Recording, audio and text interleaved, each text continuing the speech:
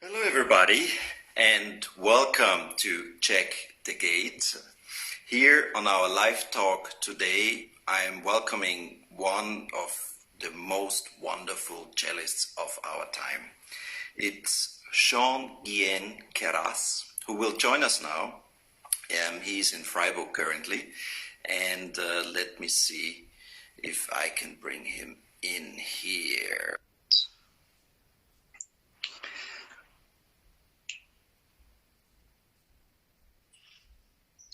Hello, Guihen.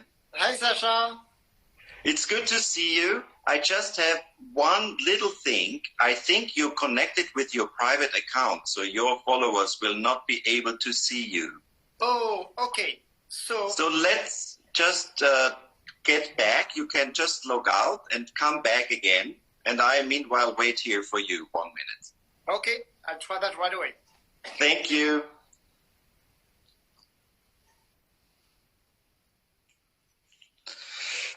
Yeah, everybody. So, what can I tell you until Guihen comes back? Today we have another beautiful day in Vienna, which is incredible because since we have been in lockdown, which is around 4 weeks, 3.5 weeks have been incredibly beautiful. So I'm sure when we are allowed here in Austria in around maybe, I think 1 week, something like this, things are getting more and more open. When we are allowed to go back outside, it will rain, for sure. Other things like that is that here it's also getting a little bit warm. We see the spring coming. It's really beautiful. So I would love to tell you more stories, but I'm sure Guihen will be back. Last time when I was playing with him, performing with him, was in Paris with the Orchestre de Chambre de Paris. It was a beautiful. We played Haydn cello concerto, and the orchestra played fantastic. Here it is again. We had a really great time. Okay, now let me see. Here it is. Okay. We are connecting. And now, fantastic, great. I might apologize to you and to everybody because that's my very first live Instagram, Sascha. No. You are my first date on live Instagram. We are very happy to have you. Don't worry about this. We had already so many things happening. You cannot imagine. Lines going off in Bad Repim. The snowstorm arrived. We didn't see him anymore. So this is the format, and we are just dealing with it as it comes. But we are so happy to have you. Wonderful. Welcome again. Bonjour. Bonjour. My first question to you is, I know you were born in Montreal, and then when you were very young, you moved with your parents, of course, to France. I think you were 3 or 4 years old. So what after this made you to choose to become a musician and a cellist? The background or the surrounding is very important, I think. So, and in my family, music was very, very present. And my mother was a very good amateur pianist. And music was always at home. They were listening to music all the time. I have a brother, Pierre-Olivier, who is a wonderful violinist. He's a bit older than me. He was already playing. And by the age of 9, I went to an audition of young musicians, which was at the end of a course, Easter course, actually, pretty much this time of the year.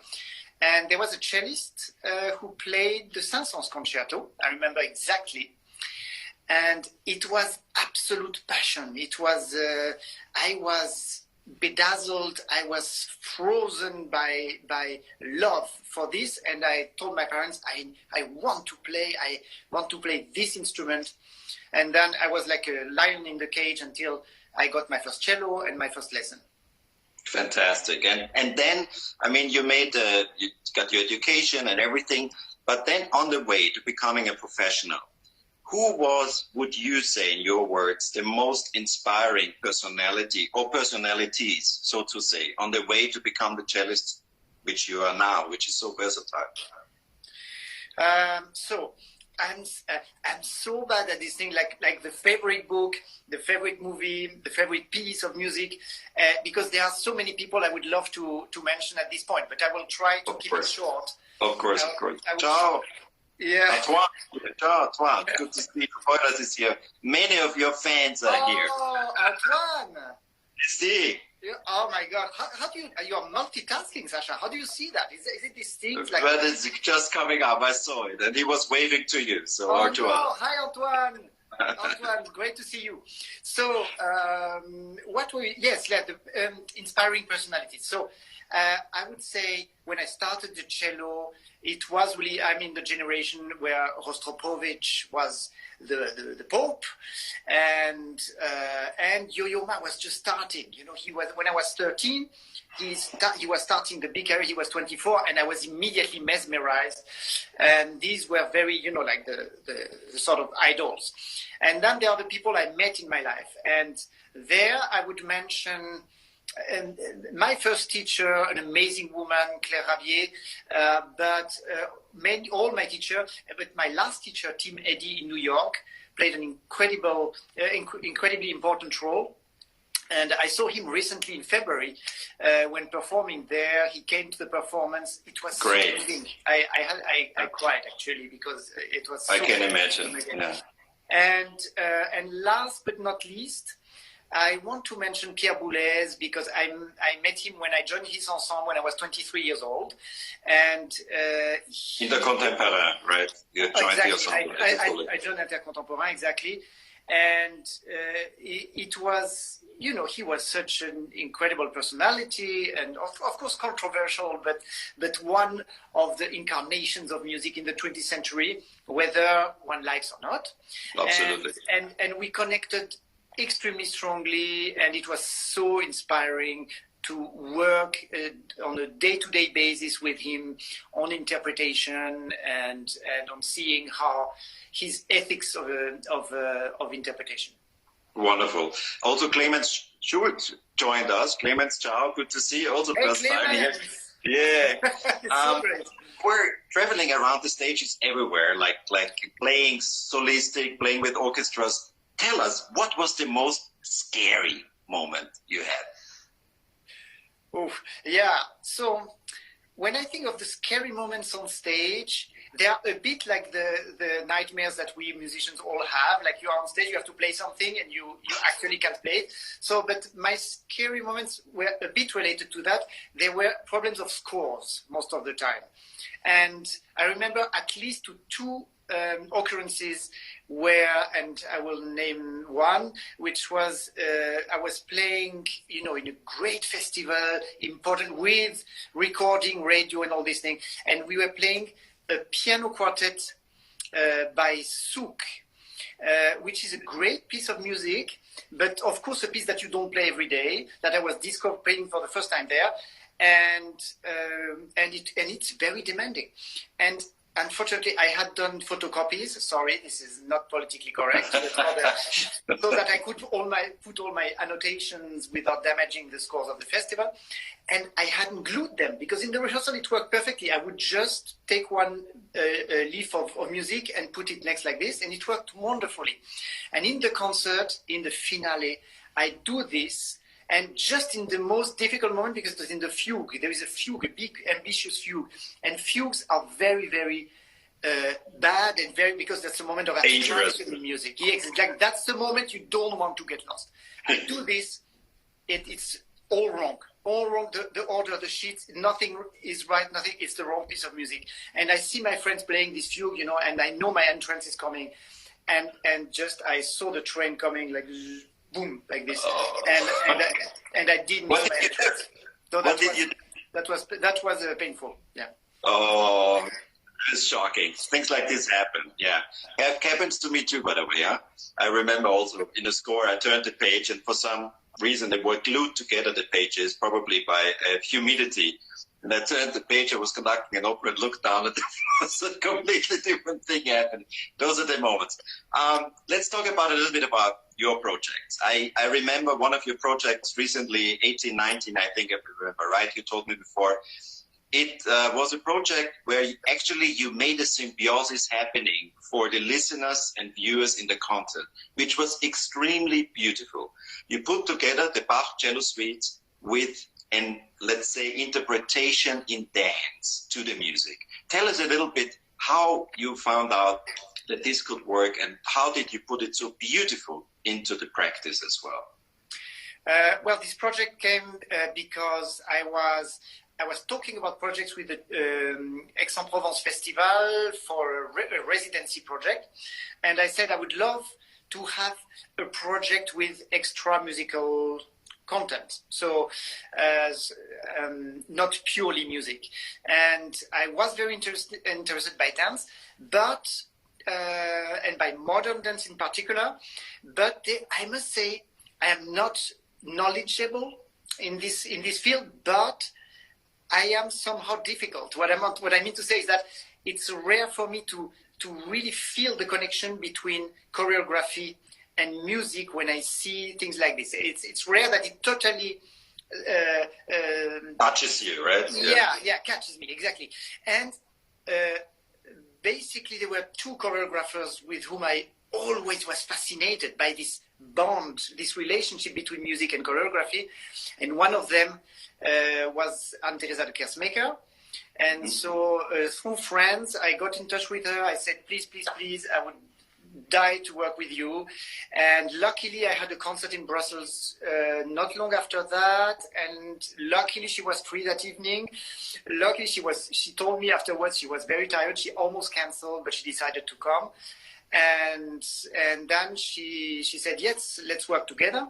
And actually she chose the repertoire because she was in this Bach mania in her life. She had done already partita. She was already working on the project that would be now on tour, which is the Brandenburg Concerto that was created last year. And she said, and then she asked me one day, she called me, we met a few times. We spoke about many different possibilities, contemporary music and this.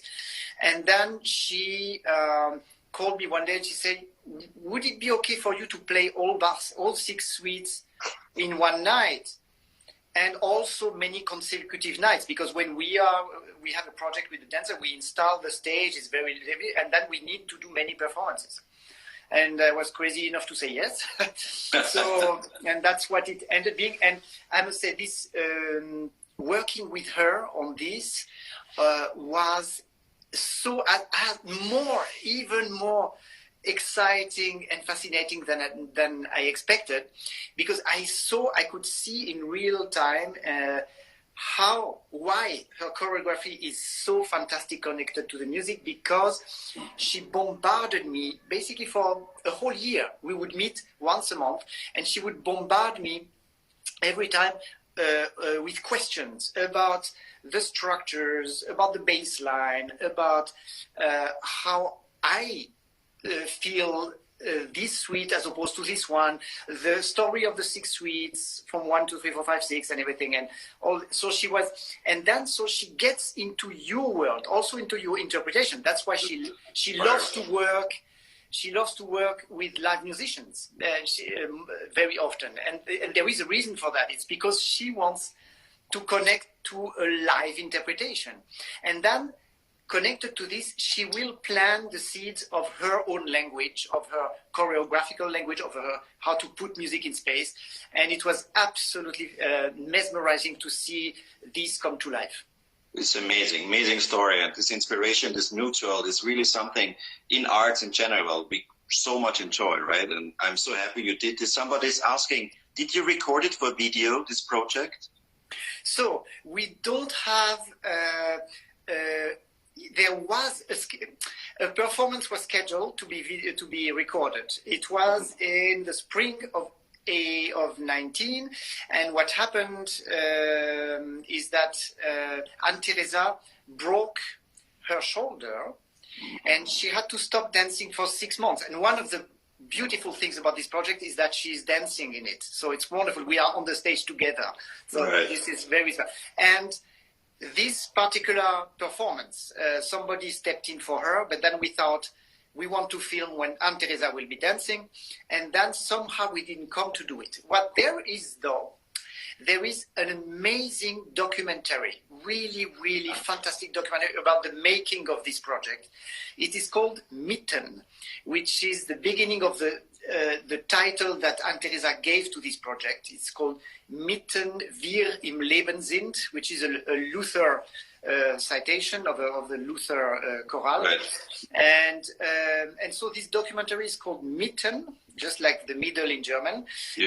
And you can find it in DVD if you are old-fashioned like me and you have a DVD player. And I don't know if it's somewhere video on demand. This I'm not sure. It was just put on, Mezzo showed it just last month. And I don't know when, if they will show it again.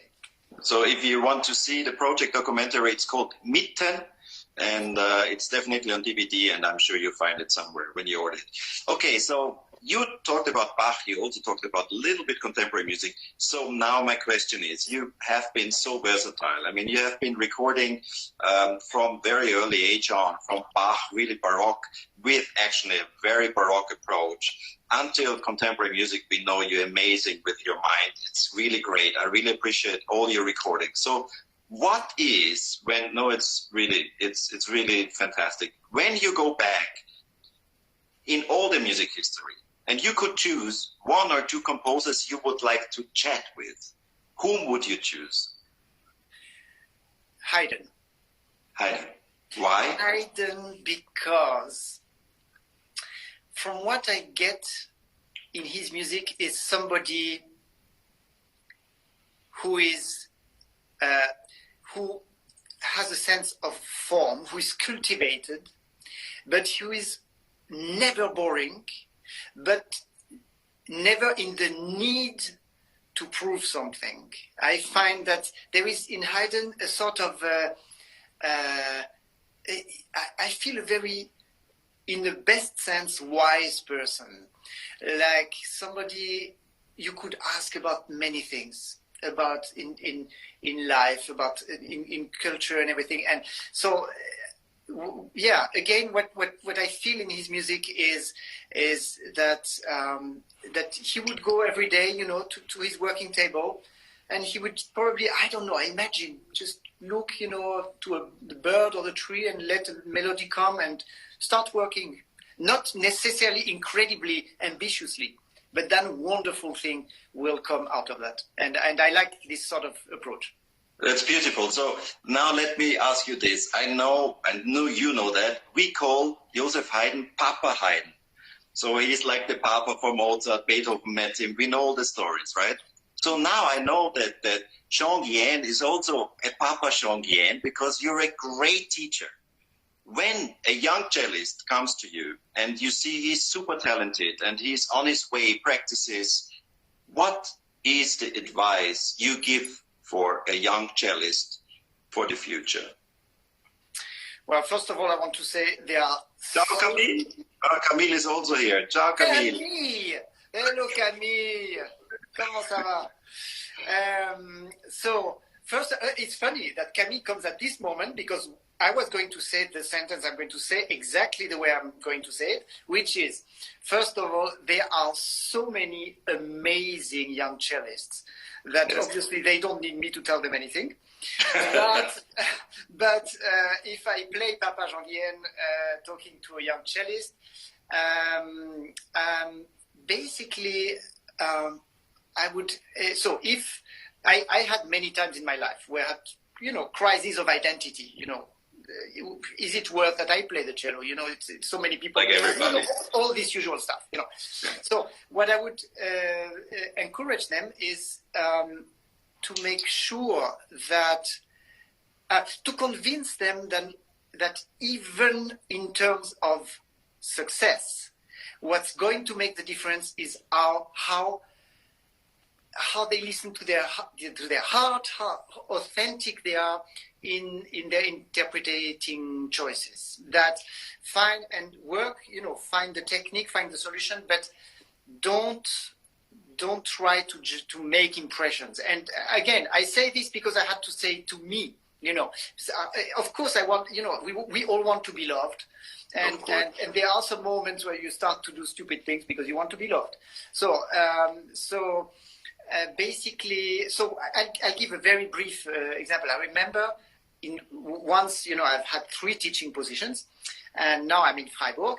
And when I applied for this teaching position in Freiburg, there's a young student who comes, and one student played Dvorak, and I taught him with everything I wanted to teach him about this music, and also about technique and things. And then, then you talk to the jury who is going to hire you or not. And one of the jury members asked, but Jean Guihen, when students have to play for auditions, for orchestra, would you be ready to teach them differently, on a more what they have to do to get the job? And I honestly answered that I couldn't, because I also am convinced that nowadays, and there it would be very interesting for me to have your opinion, Sascha, that I think that an orchestra and a conductor will want a new recruit to bring something, to bring a personal energy, to bring something, that will bring life into a section. So that's yes. Well, somebody says that you're the best teacher in the world, and you get many hearts and smileys here. So it's Ulrika. I have to say hello to Ulrika. Well, she's my student. Wonderful. Hello to Turkey. Yeah, also Queyras before was writing, who is our solo cellist in Istanbul. Yes. So he loved working with you, Sascha.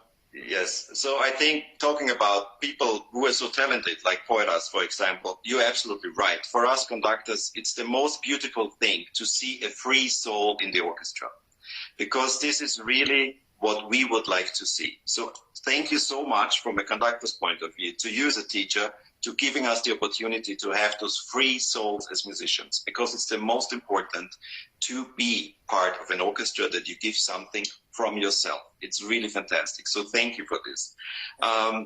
Now we have talked about so much inspiration, educational advices, where you were coming from. Let's go one step further. We have you now looking at a great career. When we had our little rehearsal talk 1 hour ago, I said, let's go 10 years back. What could you change? Now, I want to change that. If Jean Guihen has the chance to go 25 years back, so it's a quarter of a century, where he really was at the beginning of finding out all these combinations in the music, the things which are special, what makes it special. Would you change something if you had the chance? In what I did, you mean? Yes, in your decisions. In my decisions, yeah. Wow, that's a tough question. First, I will say this. It's not that I've done everything right in my career. Definitely no, not. Nobody has. Definitely not. But my biggest mistakes, I think, they have been. I have been my worst enemy, and I think for many people it's often the case that self-doubt has often prevented me from 100%, from absolutely 100% expressing freely.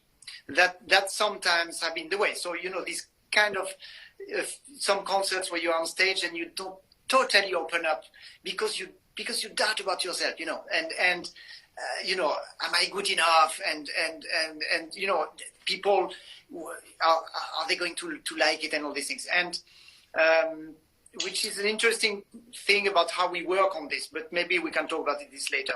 So next time we talk about this. Yeah. In private life, there are plenty of things that I wish I would have done better, and that's definitely something, but that would be for another show probably.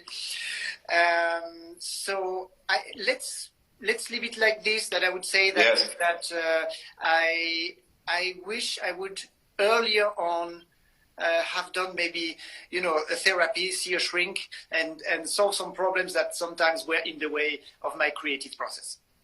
I think it's beautiful, and it's a really nice motivation too, that everybody believes when you have the doubts, it's part of the process. But in order to grow, you have to grow over the doubts to make what you really believe in. So I think you said something very beautiful. Yes. Unfortunately. Yes. So before we come to the end, we have talked before that you might give us something very personal of your thoughts and your feelings. I don't know if you want to read something or you give us something you listen to. So you have something for our audience you share from a very personal side. So I want to share to our French speaking viewers that I just read the book by Philippe Lançon, Le Lambeau, and that was a life experience. And I will quickly explain what it is, because I think now it's been translated in all languages, by the way. So Philippe Lançon and Le Lambeau, I don't know how the title has been translated. Philippe Lançon was one of the people who was at Charlie Hebdo when the attack occurred. He is one of the only survivors, and he wrote this absolutely incredibly moving book about this experience. The book starts just the day before the attack, and then he explains the attack in details, but it's never voyeurist, it's never macabre. It's somehow he brings you in something very intimate, but in a very constructive way. I cannot describe it. And then he talks about the whole process of coming back to life and to love and this is basically he probably enables us with this book to experience what people who have been very close to death tell very often, which is that after that they see life with so much